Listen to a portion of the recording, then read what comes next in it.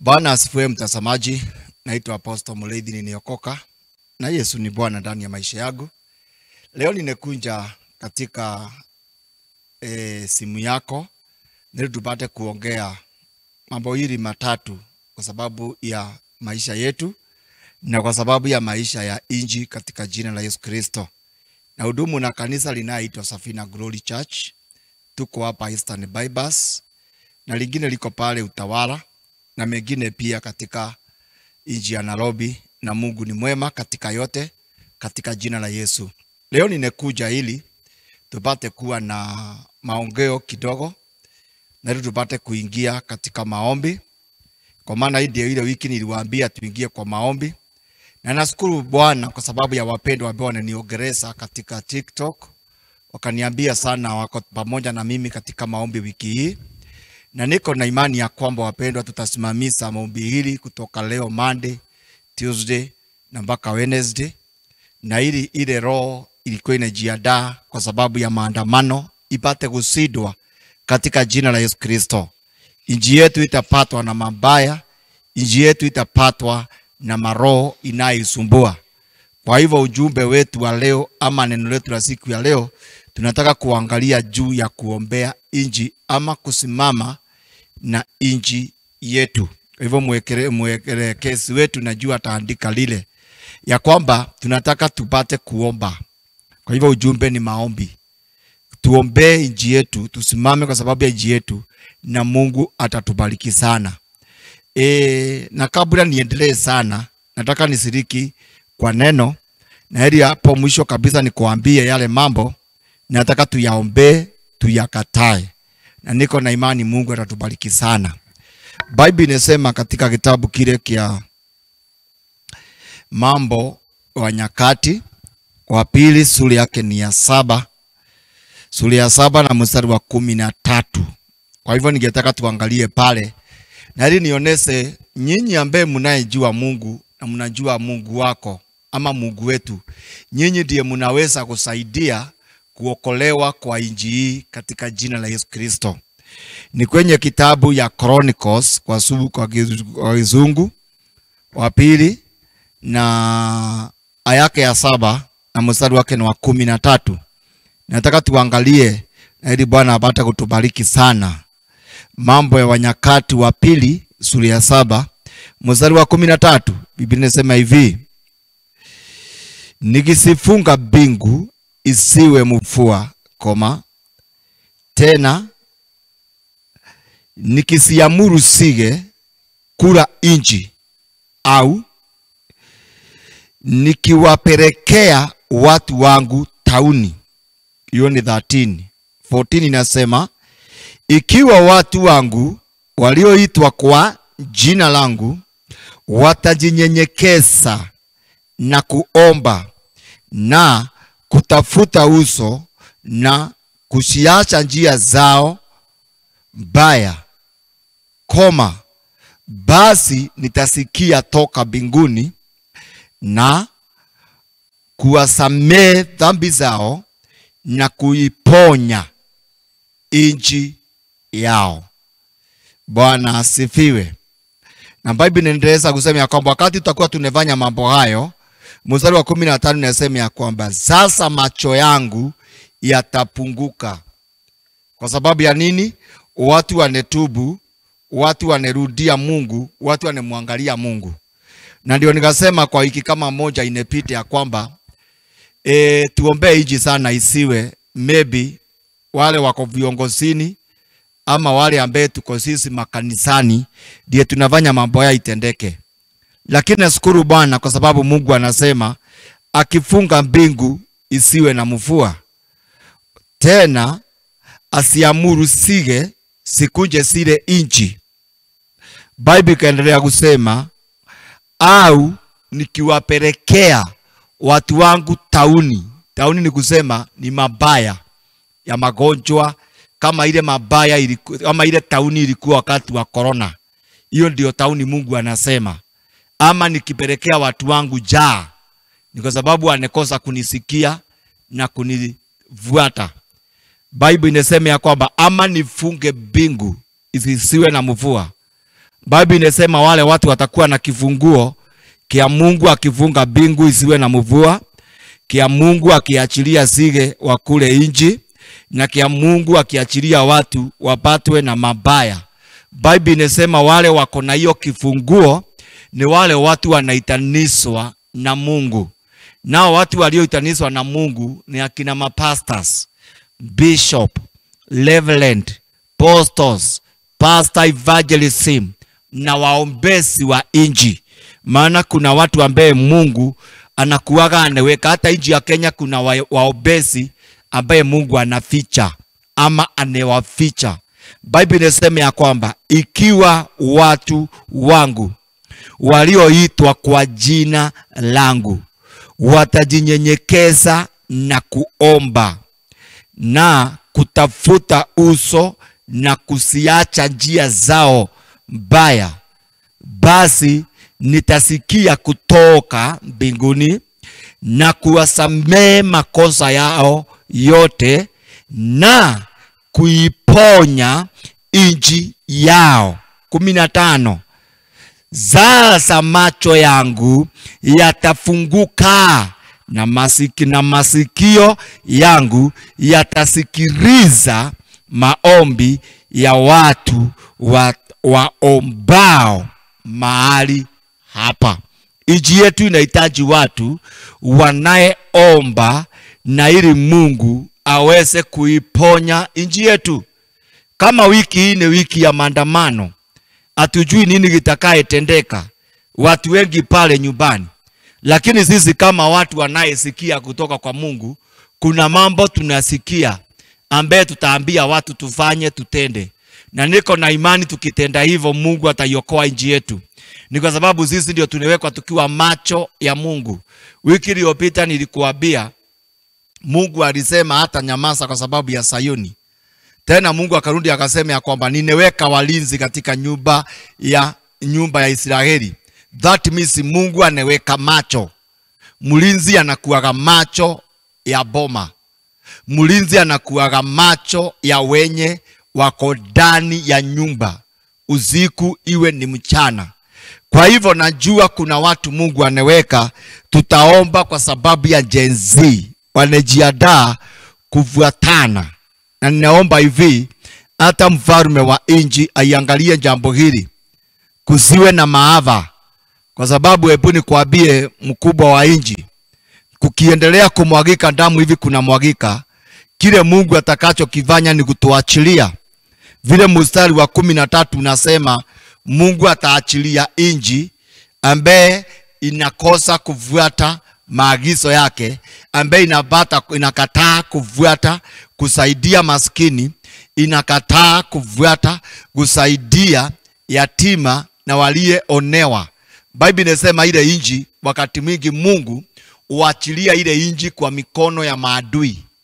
Adui ni njaa, adui magonjwa, adui uchumi. Unakuta kwamba kunakuwa na uchumi ulioharibika kutoka juu mpaka chini.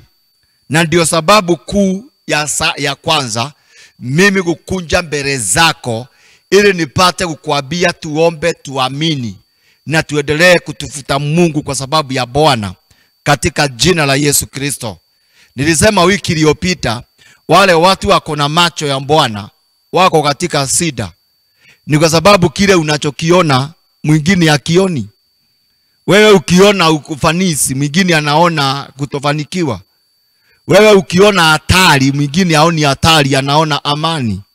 Kwa hivyo wale watu ambao wanaitwa na Mungu kuwa kama macho, wakijionea mambo, wengine wanakuwaga hawaoni. Ni kama kipofu na mtu mwenye anaona. Yule kipofu anajua njia ya kwao, kwa hivyo anatembea tu akigonga na ile kamuti kake. Lakini kuna mtu mwingine ambaye anaona. Yeye hata angalii mahali anakanyanga, maana alionea mbali mahali anaendea. Hivi ndivyo kwa watu ambao wako na macho ya roho. Mara nyingi hufunuliwa yale inakuja kutendeka. Mara nyingi uyaona yale Shetani anepanga kutenda kwa sababu ya nchi hii ama katika kwa sababu ya watu. Kwa jina la Yesu Kristo, Juzi nilikuwa na mama hapa, alikuwa ni mgonjwa, ambaye ule mama akuja akaniambia, Apostle, mimi nimekuja kwa sababu niniambiwa niko na problem ya kidney zangu zote mbili, siko na shida. Niliambiwa na daktari wakati mzee alimolibeka hospitali, kidney zangu sinianguka kwa tumbo, kwa hivyo ati sinesonga kuliko vile sinakuaga. Nikaambia ile mama tutaiombea Mungu airudishe mahali ziko. Lakini nikarudi nikaona kwa macho ya roho, nikaona tu vitu tukiwa tunaweka kwa nyumba yake. Nikamuuliza, na hitu vitu ninetuona ni wiki hii, by the way, wiki iliyopita, hii vitu ninazoviona katika nyumba yako vikiwa vinewekwa pale katika kando ya kitanda, ni nini hicho nachokiona? Ndio mama kaniambia mzee wake anakuaga na tu vitu twingi sana tumikebe na tuneandikwa majina ndani. Nikamwambia hiyo tu vitu enda uchome. Hiyo ni roho fulani inewekwa katika nyumba yako ya kuangamiza nyumba yako. Kisha baadaye mama alipoondoka na akaenda akatupa hizo vitu na akajichoma. Arudi akaniambia aliporudi hospitalini Friday iliyopita, aliambia kwamba ile sinda ilikuwa inaonekana ya vigo zake sikiwa sineteremuka, sineanza kupanda. Daktari hana idea, ila tu amwambie zile dawa ninekupea unekuwa ukipewa na ile vipimo unekuwa ukipimwa uneanza kusaidika. Mama kanipigia simu akaniambia kama vile tulivyofanya Mungu anetenda. Nani alikuwa anaroga ule mama? Ni bwana yake. My friend, macho ya kiroho inaona mpaka yale mambo yaneviswa katika sirini, na Shetani anaiweka curtain pale usione yale mambo ambayo inewekwa kando. Kama haya maandamano, kwa sababu ya watu vile tunekuwa tukiomba tangu Gen Z waitangaze, ningetaka ukuambia ukweli ya kwamba itakuwa na uzito vile ilikuwa ineandaliwa. Ilikuwa ineandaliwa kiasi ya kwamba ni kuandamana kutoka juu kwenda chini, kando na kando, magharibi, kusini, mpaka ukuti ya kwamba ni kama inji inewaka moto. Lakini Mungu anesaidia, na najua Thursday tutakuwa na nyinyi hapa. Najua nitawaambia vile mtaona vile itakavyokuwa. Yale maandamano itakuwa na makali, itakuwa ile maandamano itakuwa, lakini itakuwa na makali vile ilikuwa inaandaliliwa wiki mbili zilizopita. Maana mapepo na masetani walikuwa naingilia katikati ya ile maandamano ili wapate kuumiza watu, ili wapate kuwa na ile hasira isiyo hasira ya kiungu, lakini hasira ya kisetani. Lakini kwa sababu tunekuwa tukiomba Mungu aneonekana, yale maandamano hayatakuwa na nguvu kama vile ilivyokuwa inaonekana vile niliona wiki mbili zilizopita. Nashukuru Mungu kwa sababu ya wapendwa wanazidi kunisaidia nikiwaambia tuombe na tuamini, tukatae kila mipango yote ya Shetani ambaye Shetani anainua kinyume na nchi yetu. Nashukuru sana kwa sababu ya hiyo katika jina la Yesu Kristo. Kwa hivyo wapendwa, ni vizuri tupate kuomba na tuamini Mungu kuna kitu atakacho kitenda. Naambia rais wa Kenya, endelea kuangalia nchi yako na ili ibilisi asiingie kinyume na nchi yako. Angalia uchumi wa taifa, angalia hii malalamiko ya watu wanalalamika kila wakati. Hebu jaribu kutoa sauti yako ili sauti yako iponye nchi. Bwana rais, ni kwa sababu najua sauti yako ikiongea itaponya mambo mengi sana katika nchi yetu, katika jina la Yesu Kristo. Hebu kuna kitu kimoja ningetaka kusema. Wakati Daudi alipofanya mabaya mbele za Mungu, Mungu alipomfikia katika kitabu kile kinaitwa kia Samueli wa pili sura ya 24, na ni kwa njia pale kadhani mstari wa 13. Wakati Daudi alipokosa, alipofanyia Mungu mabaya. Hebu sikiza, nataka uandike hiyo mstari maana najua wapendwa wataitafuta. Katika kitabu kile kia Samueli wa pili sura yake ni ya 24 na mstari wake ni wa 13 kama sikosi pale. Hebu sikiza. Alipokutwa na nabii wa Mungu kadhi, alimwambia, Bwana anenitoa, Bwana anenituma kwako, nikunje nikuambie usague mambo matatu nipige inji yako. Kwa hivyo ukiona wakati mwingine tukipigwa katika inji, haikuwagi ya kwamba ni wananchi wala wanaandamana ndio wanafanya inji ipigwe. Hapana. Inakuwaga ni ule uongozi uko hapo ndani. Uongozi wa kanisa, uongozi wa inji. Ni kwa sababu Mungu angalia hizi uongozi mbili sana. Kadhi akamwambia Daudi, nimeambiwa usague mambo matatu. Jambo la kwanza,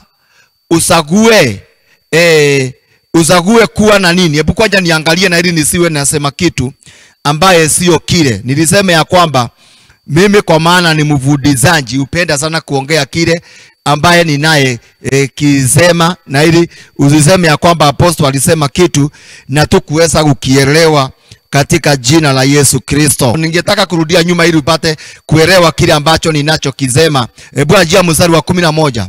Daudi akaondoka asubuhi. Neno la Bwana likamjia nabii Gadi, muonaji wake Daudi, kusema. Kwa hivyo Gadi alikuwa ni muonaji, mtu mwenye ambaye anamwambia Daudi mambo ambayo inaendelea. Na sisi ndio wale watu ambaye hawana pastor ambaye anawasaidia katika maisha haya. Mstari wa 12.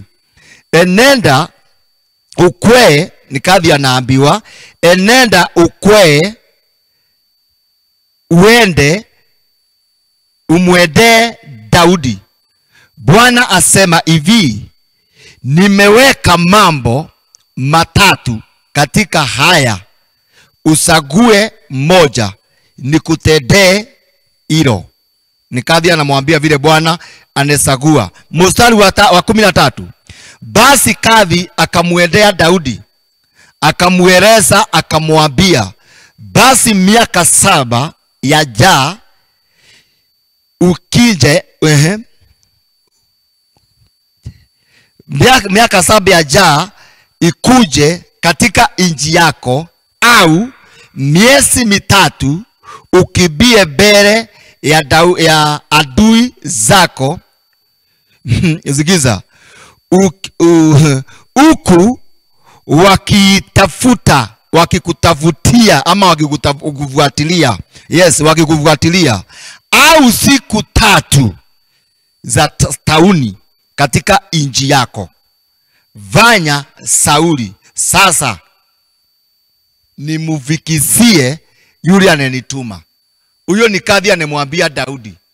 Kwa hivyo wale watu wanaweza kufanya inji ipatwe na mambo mabaya, ni mfalme ama mtumishi wa Mungu, ama sisi watumishi wa Mungu, kama tutafuata sheria ya Mungu jinsi ilivyo. Na kitu ambacho nakiona kama kunaweza kutokea mabaya katika inji yetu ni hii. Vile unaona wazee wakilia katika runinga zetu, wakisema watoto wao wanekuva, watoto wao wanetekwa nyara, waonekani. Mwingine mama jana niliona analia, baka anakosa, anashikiliwa na mtu mwingine na wengine kwa sababu ya vile anetokwa na roho. Wakenya, hebu niwaambie, jambo hili kama litafika kwa Mungu, hii inji yetu ambaye tunasema iko inji yenye amani, ambaye tunasema ni inji yenye iko huru, kutaanza kuwa na masafuko. Naombea sana wale wanesimama, tuiombee inji yetu, na ili tukomeze hizi vitendo vinaendelea katika inji yetu.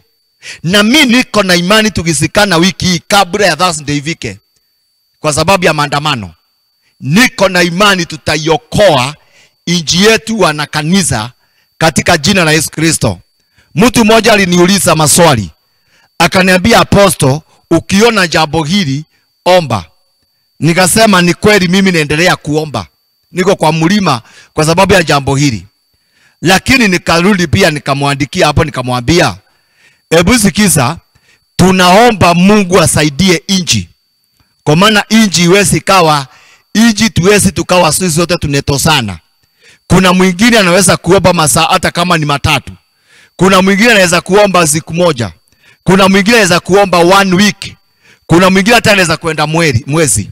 Wacheni tuobey inji yetu, tukatae na hii spirit ambaye inajiinua against nchi yetu katika jina la Yesu Kristo.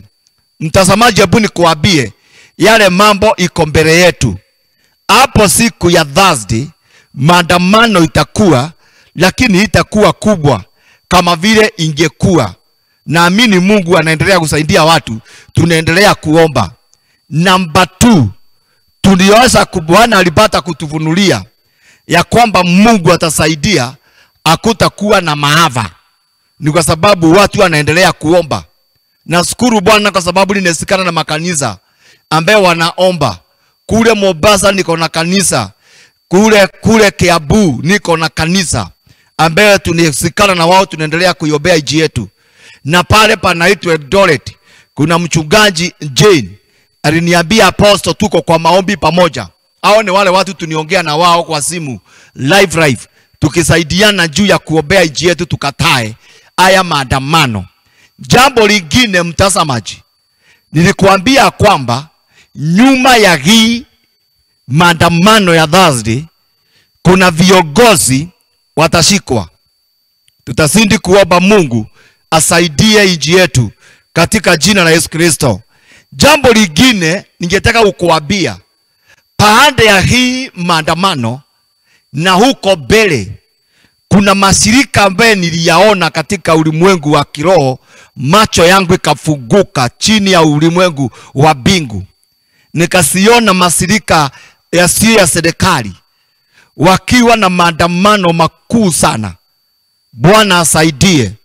Ni kwa sababu Mungu atasimama kwa sababu ya nchi yetu katika jina la Yesu Kristo. Kumbuka hii mvua inenyesha juzi. Nilikuambia wiki kama 3-4 inapita. Nikakwambia kuna mvua, na hii mvua si kubwa, sio ile mvua ya kuendelea siku nyingi, lakini itakuwa mvua kubwa. Ulinyesha upande huu wa utawala kwenda hivi, ikawa ni mvua ya kuharibu, mvua baya ambaye sijui hata kwa nini hajaonekana. Number 2, ninataka kusema hivi, kanisa la Bwana, tusimame zaidi kwa sababu ya nchi yetu. Tusiachilie Shetani aivuruge, na sisi ndio wenye nchi, na especially wahubiri. Usiponena sauti yako, ni nani atakaye nena sauti katika maandamano hii?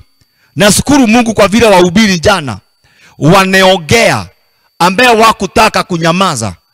Kule Nyeri na hapa Nairobi kuna wahubiri waneongea, na upande wa Kitegera mwingine pia akaongea. Mimi nashukuru sana nikisikia wahubiri wakiongea, wakikasifu hii roho inakuwa ikitembelea ya kifo, hii roho inakuwa ikitembelea ya kushika nyara vijana wetu. Kwa hivyo niko na imani Mungu ataonekana. Kuna mtu mmoja aliniuliza swali, Apostle, vijana wetu watashikwa nyara Thursday? Kwa maana wakati walibaya walisikwa nyara na wakapotea na wengine wakava, ilikuwa kama siku ya Wednesday. Nikamwambia hivi, wasiwe na wasiwasi. Safari hii hata kama kutakuwa na kushikwa wale watu, hakuna jambo litakayowapenea. Na nataka munisikie kama nabii wenyu. Hata kama kutakuwa na kushikwa kwa vijana wetu, hiyo jambo litaendelea. Hivyo ndivyo Mungu alivyonieleza mimi. Maybe kuna mwingine anasema kutakuwa, lakini kwangu mimi, hata kama vijana wetu Gen Z wataandamana, hata wakishikwa, haitakuwa na ile kushikwa kupotea mambo kama hiyo. Safari hii Mungu anaingilia. Tunaikamata hiyo roho ya kuua vijana, tunakamata hiyo roho ya kuharibu katika jina la Yesu Kristo. Kwa hivyo mpendwa, jiweke nguvu, simama, naendelea kumtukuza Bwana katika jina la Yesu Kristo. Kama vile nimekuambia watu wangu walioitwa kwa jina la Bwana, Mungu anasema kama watajinyenyekeza, watubu, waombe Mungu, Mungu anasema ya kwamba ataiponya nchi yetu, ataondoa mabaya yote katika nchi, na kutakuwa na kupokobozi katika nchi yetu. Katika hiyo nchi ni kwa sababu wale watu wanaitwa kwa jina la Bwana wanevujika, waneomba, na Mungu anetenda katika jina la Yesu Kristo. Niliangalia katika TikTok juzi. Katika TikTok niliongelezwa sana na watu wengi. Wakaniuliza katika TikTok, ni nani atakayekuwa rais wa 2024? Sijui ni kwa nini wapendwa nyinyi wengi mko na shida hivi na 2027. Ningetaka kusema hivi, wangoje, kwa maana yule atakayekuwa rais wa 2027 Mungu anemweka. Kwa hivyo hiyo sauti najua unejibiwa, kwa maana najua tu uliniambia na nikujibu kwa TikTok. Lakini sasa nikujibu TikTok yako, utiangalia hii utaona ya kwamba yule atakayekuwa wa 2027 Mungu anemweka tu, na kusudi ya Bwana ndio tutakaiangalia kwa jina la Yesu. In the name of Jesus. Kwa hivyo niko na imani Mungu atakubariki sana. Ebu nimalize na hii. Maandamano ya Thursday haitakuwa na maafa kama vile ilikuwa inepangwa. Number 2, nataka kusema hivi, watashikwa, vijana wetu membi watashikwa na polisi, lakini hakutakuwa na ine ya maafa yote. Hata kama watashikwa wawekwe ndani, watatoka bila shida yoyote. Number 3, nilisema hivi, wahubiri tuendelee kuiombea nchi yetu, na tuendelee vile vile kutubu sana, na ili sinje ikawa yale mambo inaendelea kumwagika kwa damu ni kwa sababu ya sisi tukiurizwa, ni kwa sababu tunekosa kusimama katika Bwana. Number 4, nikasema hivi, nyuma ya maandamano haya kuna watu niliona walio katika viongozini wakishikwa, lakini hakuna ubaya utakuwa mkubwa. Number 5, wewe unekuwa ukiombea nchi ya Kenya, endelea kuomba. Ni kwa sababu Mungu alisema tukiomba na yeye pia ataingilia katikati, na walieomba kuna kitu kinesikika katika ulimwengu wa roho. Yale maombi tuliyoiomba Mungu aliyasikia. Ni kwa sababu hatari ya maandamano Mungu anaipunguza, anaingia kule akaondoa ile ubaya ambaye ungekuwa mkuu katika injini. Na hii tutaiangalia Thursday, ni kwa sababu Mungu atakuwa anetenda in the name of Jesus. Salamu mpendwa, na Mungu akubariki sana. Niliona watu wengine wakiniuliza juu ya namba yangu. Namba yangu ni kama vile unaiona hapo chini, na kuna watu wengi sana wanakuwa wakiniongeleza dhuru hiyo namba, na ninasukua namba zao. Kwa hivyo hiyo namba iko hapo, unaweza kuniongeleza katika jina la Yesu Kristo. Na nyinyi ambaye mnekuwa mkinipigia, mnaniambia apostle, niambie shida zangu, nabii niambie mambo yangu, kuja kanisani na ili tupate kuona vile unavyosema, ili tupate kuiombea. Huyo mama wa figo ni kunitafuta, alinitafuta akakuja tukaomba na Mungu akamponya.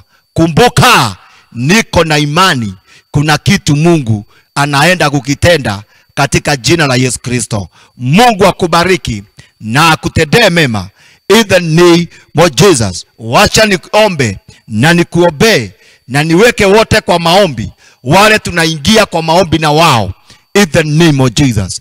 Baba, katika jina la Yesu Kristo, naleta wapendwa hawa mikononi mwako, nikiwaombea neema Jehova, na kibali chako kikawe juu yao my Father.